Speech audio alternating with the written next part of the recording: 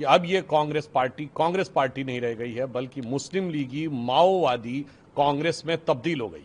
न सिर्फ मानसिक हताशा के दौर से गुजर रही है, परंतु उसी के साथ एक बहुत खतरनाक षड्यंत्र का हिस्सा होती जा रही है।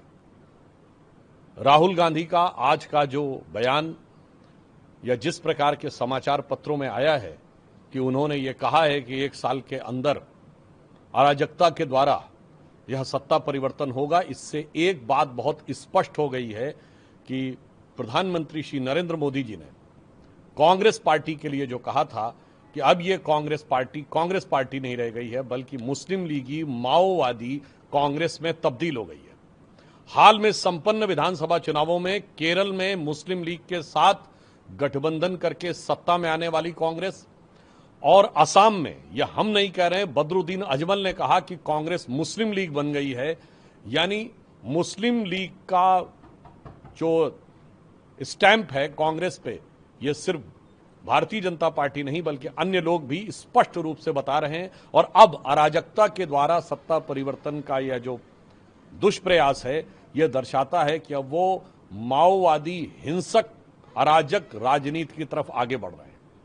इसलिए हम ये कह सकते हैं कि इस बयान के द्वारा जो प्रधानमंत्री जी ने कहा था कि कांग्रेस मुस्लिम लीगी माओवादी कांग्रेस हो गई है, वह पूरी तरीके से साफ हो गया है। मात्र कुछ दिन पहले प्रधानमंत्री और गृह मंत्री जी के लिए गद्दार शब्द का प्रयोग करने वाले राहुल गांधी जी, उनके खुद के मुंह से जो चीजें निकली हैं, अब देश के हर खुददार नागरिक को समझ में आ रहा है कि असली गद्दार कौन है। और आज जिस प्रकार के खतरनाक विषबेल भारत के अंदर और भारत की बढ़ती प्रगति को रोकने के लिए फैलाई जा रही है, और ऐसा स्पष्ट रूप से प्रतीत हो रहा है कि कांग्रेस पार्टी उसका हिस्सा बनती जा रही है। मेरा कांग्रेस से सीधा सवाल है कि आप ये सब कुछ विदेशी शक्तियों के साथ गठबंधन में कर रहे हैं, जान के कर रहे हैं, या अनजाने में आप उनके हथियार बन रहे हैं।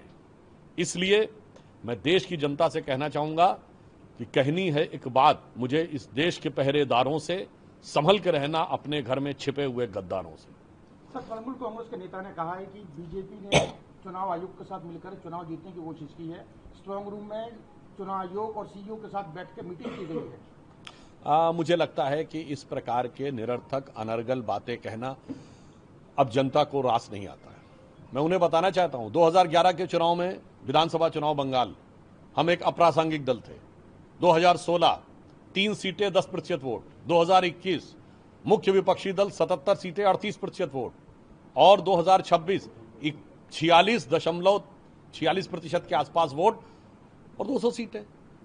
तो लगभग नगण्य वोट से 10% वोट, 38% वोट, 46% वोट। ये तो साफ दिखाई पड़ रहा है कि ये चीजें नैसर्गिक रूप से बढ़ते हुए जनाधार के कारण हुई। और मैं ये भी कहना चाहूंगा तृणमूल कांग्रेस से कि आपको लग रहा है कि स्ट्रांग रूम में क्या था, एक्चुअली में अपने आप ने सारा रूम उठाकर कहीं और रख दिया था, वो घुसपैठियों के हाथ में रख दिया था, और जनता को यह समझ में आ गया। इसलिए आज तृणमूल कांग्रेस अपनी नीतियों के कारण, भारतीय जनता पार्टी के कार्यकर्ताओं की मेहनत के कारण, प्रधानमंत्री जी की लोकप्रियता के कारण, और इस कारण से बंगाल की जनता में आए नए जागरण के कारण यह अभूतपूर्व परिवर्तन हुआ है। यदि इस ऐतिहासिक परिवर्तन को तृणमूल नहीं समझना चाहती तो वो स्वयं इतिहास का पात्र हो जाएगी।